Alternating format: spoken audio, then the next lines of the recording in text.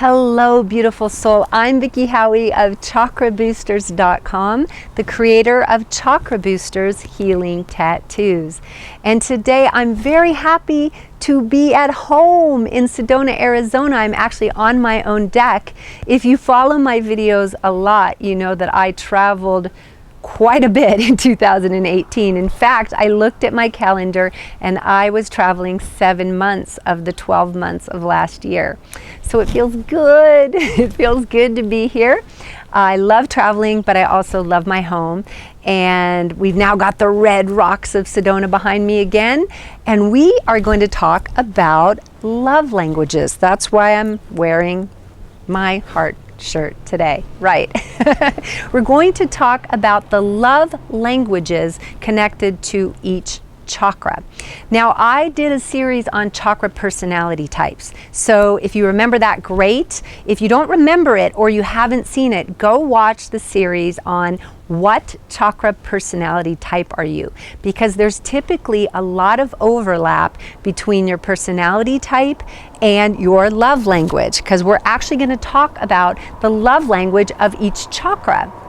And if you are predominantly in a particular chakra, you usually demonstrate that chakra personality. So there's going to be overlap for sure.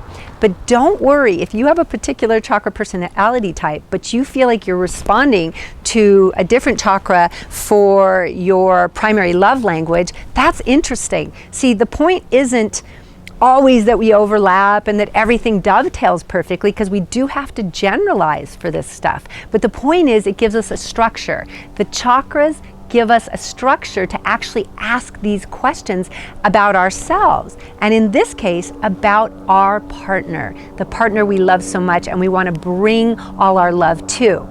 Okay, so let's talk about this. What is a love language? If you are familiar with the typical love languages, there are 5. And I'm going to work with primarily those 5. Maybe they're a little bit differently worded. And I'm going to look at 7. And actually in one of the chakras, it was a hard choice. So I have a primary and then I have this other tiny little secondary one. But it's still only secondary. So we're going to say the 7 love languages of the chakras. So what's your chakra love language? And probably even more importantly, in terms of a relationship, if you're in one right now, is what's your partner's love language? Because you can already, without even knowing what your love language is, you know what you need and want to feel loved. So you can just communicate to your partner about that. But have you talked to your partner to find out if you have the same love language? I remember when I first learned about this, I felt kind of silly, almost like I could have had a V8, because I realized as an empath, I feel other people a lot. But when it comes to initiating things, I often assume that if I like this, my partner likes this. I know, not good, right? But I don't know where you are, but that's how I was with it. And it was like, wow, there are all these different ways that we can feel loved. And if I know what my primary one is for my partner, then I'm going to be so much a better lover. And I don't just mean that sensually, sexually, I mean a better loving partner to my partner, because I'm not just trying to love my partner, and I'm not just sharing with my partner the language that speaks to my heart, but I am literally choosing to love my partner enough to learn his love language and really share it on a regular basis. So, are you ready to find out the 7 love languages of the chakras? And as we go through them, are you ready to identify yourself as best you can and identify your partner, or take notes and then go have a really juicy conversation with your partner?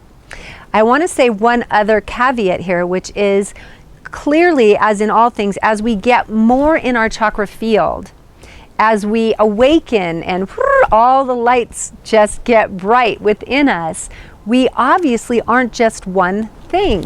We may resonate more with one thing, and I think it's very important for us to communicate that and to understand that. But in this case, if you have several that you feel drawn to, I'd say it's fine. It's great to work with 3. More than 3 is going to be tough on your partner. You might as well just say, well, I like everything. Everything shows me love. Go for it. So if you want to actually give your partner something that they can work with, you want to limit it to 3. And if you only have 2 that are really strong, prioritize your top one and have a second. Because even having down to 2, that'll make it easier on your partner. And finally, if you really do have one, if you go, that's the one that makes me feel loved, that is it, and you're that kind of person, then stick to one. Because by every time we give people more choices or more things to remember, it's harder for them to follow through with that. Makes sense, right? So 3 max, 2's good, but if you only have 1 and it's super, super strong, know which one that is and share that one with your partner. Okay, let's look at the chakra love languages. Let's start at the root and work our way up. The root chakra is the most manifest, physical, densest, slowest energy chakra. Think of rock, think of roots that don't move in the ground. It's got that manifest world feel. It relates to nature and it relates to manifesting. So it shouldn't be surprising here. And by the way, it's the red chakra at your tailbone, if you just want to know the specific chakras, if you're new to chakras. This particular chakra type that relates and lives a lot in root, and there are people that are living very much in their higher chakras, but still their root is their strongest. Okay, so this is not, we tend to judge the chakras. Please don't. They're all God energy from root to crown. It's just denser energy, more manifest energy in the root. And so this won't surprise you. The love language for a person that has a lot of root energy is gifting.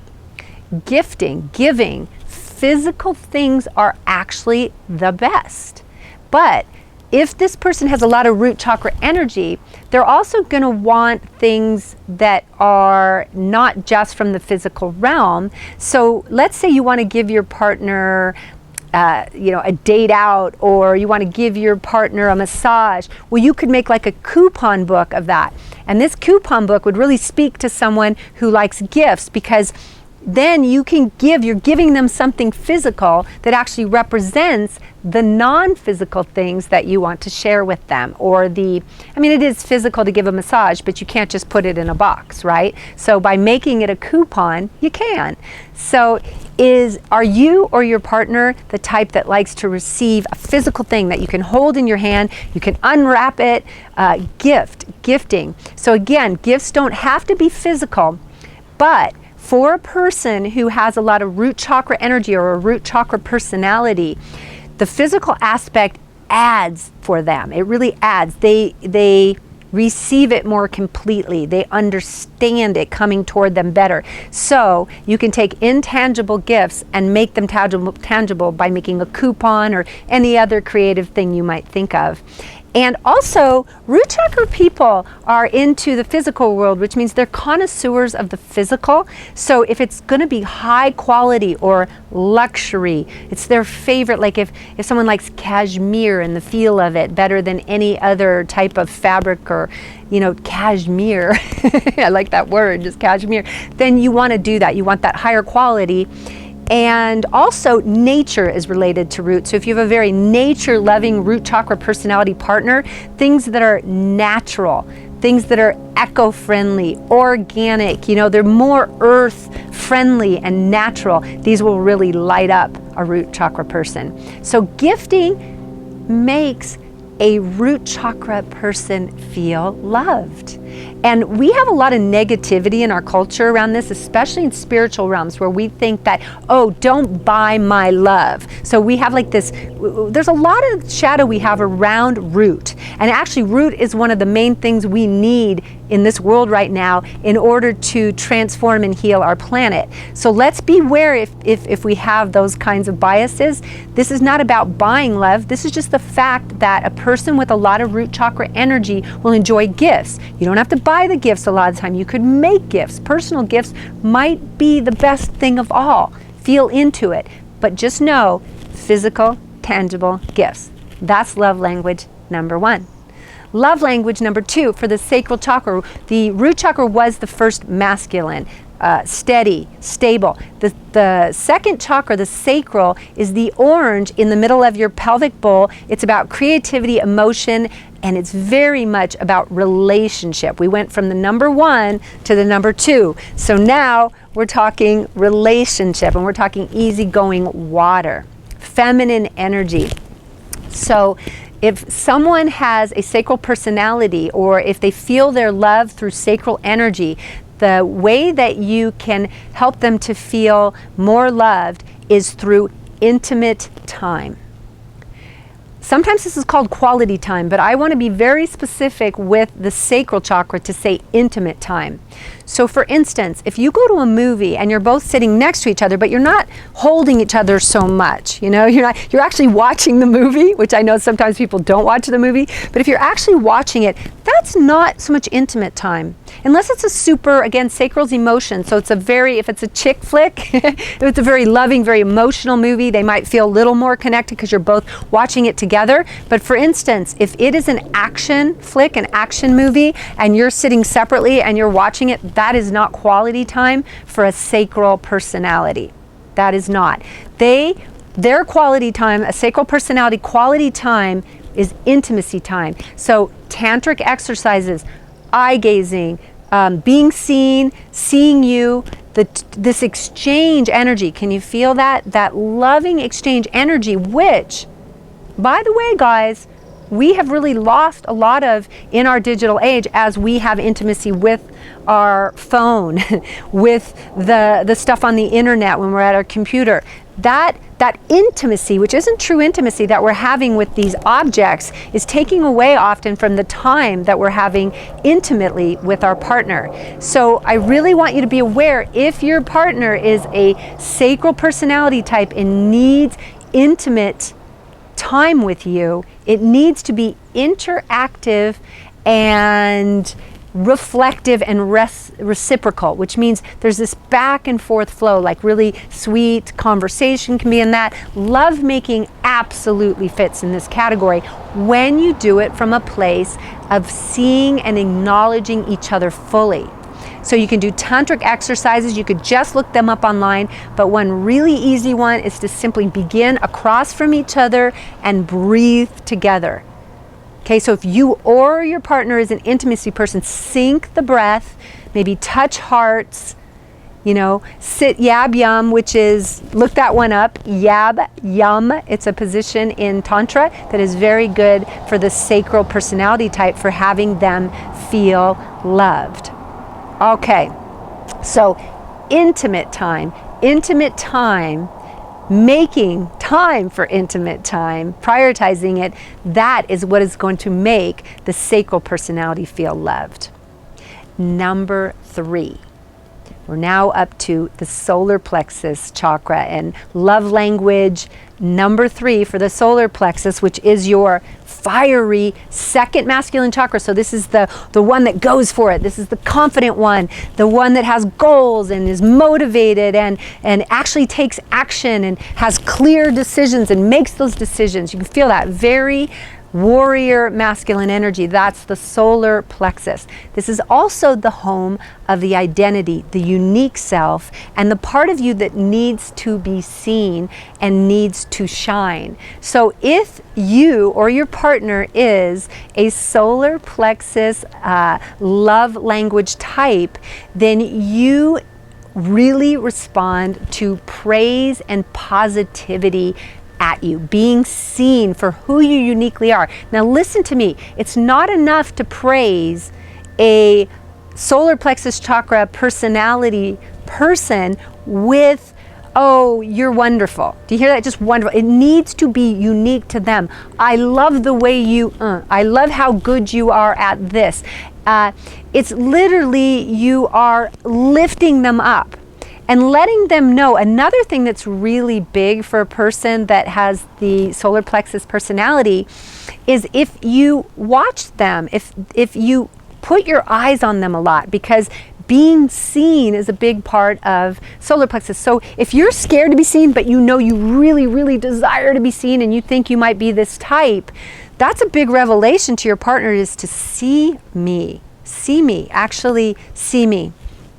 And you can just surprise your partner sometimes that they don't know, like when you were sleeping and you look so beautiful when you sleep, and I was watching you. So see, even as they're sleeping, you're loving and enjoying them. You're enjoying them. And you're enjoying them on that praise level. And that is the solar plexus energy. Now for this one, I have a secondary one. It's not as important for sure, but it has importance, because solar plexus people tend to take charge and really take action all the time. Boom, boom, boom. They're here, they're there. They've got stuff on their to-do list, and they go, go, go. So it's not surprising that they can feel loved when someone else takes over for them and takes action. And that would be acts of service. So this would be more minor than the supportive, than the praise and the supportive, verbal love that you give and the seeing that you give them. So I just call it praise and seeing in all arenas. But this one is also important, particularly if you're a man and it is the woman who is the solar plexus personality, because the female essence really natally, we can live in all of our chakras, but natally women, this is not the most comfortable place for them. We have learned to be in, during this era, women who are adults now have gone through a period of equality, and we need to be taking action all the time. And the truth is, there needs to be more just equality, period. But in some ways, we've taken on so much of the fire that we sometimes can't let it go. So if you're with a woman who is solar plexus personality, acts of service, doing things, even though she may seem like she's doing it all and she's got it all together, for instance, for you to come in and actually cook dinner for her, she's going to be like really unable to let you do it almost. So that's why it's secondary here, because she may swat you out of the kitchen. But it's going to feel good to her because action is her language. She understands language, that language. So if you can actually get her to go along with it, because remember, the third chakra takes charge, so she's already that personality. It may be hard, but trust me on this one. Play with this one. If you can be consistent about it and you can really confidently take action, and you can sometimes do it in surprising areas, like cooking if you don't usually cook, and you can really be playful and get her to get out of there, then it's going to really go over. Women doing it for a solar plexus male personality, it's not quite the same, because the solar plexus feels really, the masculine energy feels really comfortable in this warrior solar plexus place, and asking him to move out of that place doesn't always feel good to him. So it may not be the same for a man. That's why this is secondary. That's why it doesn't always work, but I just wanted to include it. So praise and seeing, because you need to see to give true praise. Individual, authentic praise is the love language of the solar plexus personality. Okay, we're at the heart now. Number 4, love language number 4. The heart is the feminine chakra, the mother-like chakra that connects to everything. It's all about love, all about healing, and it's all about touch. Why? Because the heart chakra, this big heart right here, moves out the shoulders, down the arms, and out the hands. So touching and healing modalities that involve touch, or even just energy moving through the hands, are the domain of heart chakra personality people. So if you have someone who's just super heart, and super loving, they're probably going to respond really, really well to touch. Now, sometimes I've heard men tell me that if their woman really likes touch, it's like, but I want to be authentic about how I touch. I don't want to just touch because I know she likes touch and all that. But remember, men, you don't have to, it doesn't have to be only when you make love, or only if you just choose to give her a massage or something. It can be any time, and touch can be really amazing if you bring it in really subtle ways. Like you're passing in the hallway and you purposely touch, you sort of brush her hands near you at the dinner table, and you just maybe touch or put your hand on a little bit. Like, there's all kinds of subtle ways that you can touch as well. So I would, if I had a partner who really need touch, you may offer massage, or you may offer a neck rub or offer those kinds of touch. You may instigate sexual touch more if your partner responds to sexual touch, and you also may just incorporate way more subtle touches throughout the day when you're passing, and because heart chakra personality will pick up on that too. Additionally, hugging gives everyone oxytocin. Hugging is good for the hugger and the hugged, and so is snuggling, which is a lay down form of hugging. So typically in my life, I'm not in a partnership right now, but when I am, typically we will do a lot of hugging in the bed at night and in the morning, at the beginning and the end of the day, because it's so good for both of us. And I wouldn't say it's my primary modality, but wow, all humans need touch. We need touch. Babies will not thrive. They hire people to come in when a baby doesn't have parents around, for people to come in, and nurses or even hired volunteers to hold the babies, because we need touch so much. So is touch your primary modality? If it is, then you may have to ask for more touch. If it's your partner's, you may incite yourself to give more touch. Now let me make a caveat here. You may actually be a soul, a spirit, a personality that needs and wants to give a lot of touch and physical contact, and yet you grew up in a family that didn't do that. And so you might not be entirely comfortable with it. This is going to require you to, in order to satisfy your deepest soul needs, and even what's good for your body, you're going to want to unravel any resistance that comes from your past. And I would work with my partner on this if I were you. Okay? And likewise, if it's your partner who's that way, say you understand, and be willing to really listen to when your partner invites touch and does it. And you might even just begin it with, would you like some touch? Would you like me to stroke your hair or massage your neck or whatever? You got the idea.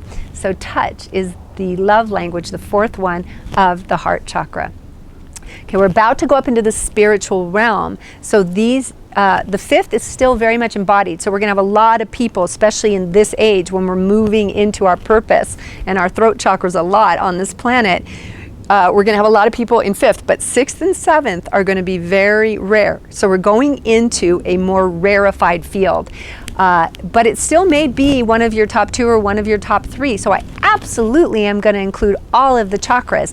But please, don't try to be, our culture, sometimes we try to be in the upper chakras, and we just have to let go of that like elitism about spirituality.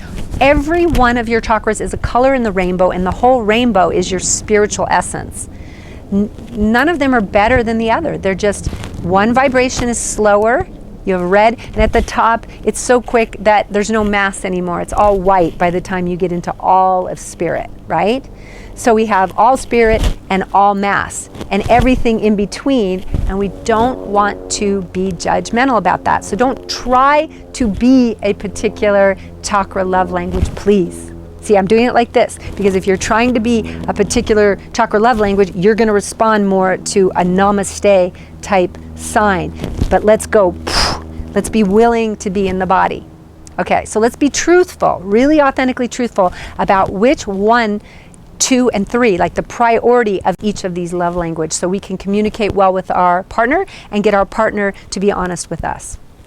Okay, so we're in the upper chakras now. We're in the throat, which is blue, and it's about honesty and honor. It's the highest masculine, but most of all, it's about authenticity and the truth that comes in every moment.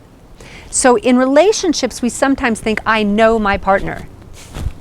We do that, don't we? I know my partner. We even do it to ourselves. I know me, I know what but the truth is, we are a constantly evolving process. We aren't even a noun. Our energy's moving all the time, and we're changing. As you're watching this video, you're learning new things and you're changing. We're always changing. So you're really a verb, not a noun. And because of that, you've got to watch assumptions about what you know about your partner so that you can be authentic. The throat chakra personality knows this. It's part of their essence, and they crave truth. And they can feel when truth is not happening in a situation, when truth is being covered up, and it feels very, very uncomfortable to them. So it's very loving to a throat chakra person, as long as it comes through the heart, that you share authentic truth, you ask them for their truth, so there's authentic communication. True and authentic communication. If you're one of these people where a really deep, because this is the beginning of the spiritual, where a very deep conversation gets you going, actually turns you on sexually or something, you're likely to be a throat chakra personality. Very likely. Okay, and if your partner's the type of person, so you may actually incorporate, if one or both of you are throat chakra personalities, you may actually incorporate communication, deep questions into your foreplay. Like starting out just across from each other and not just doing tantric breathing or nonverbal things, but actually doing some things where you tell your deepest desires or your deepest fears or whatever, would take brave communication to go there. So the fifth chakra personality responds to the love language of authentic moment-to-moment communication. Okay, and literally rooting out those assumptions that we make and the laziness that we can get into in a relationship communicatively. So communication is an aphrodisiac, good communication, okay, not covering communication. Honest, heartfelt communication that goes both ways is an aphrodisiac for a person with a throat chakra personality type, or at least one who speaks the love language of the throat. Okay, so we have two more. We've got the highest feminine, which is here in the third eye, and it's all about intuition and psychic gifts. Let me explain this. This is interesting. I'm going to ride a wave here because I have to be careful. There's a thing, all women have the highest divine feminine in them, and all men too.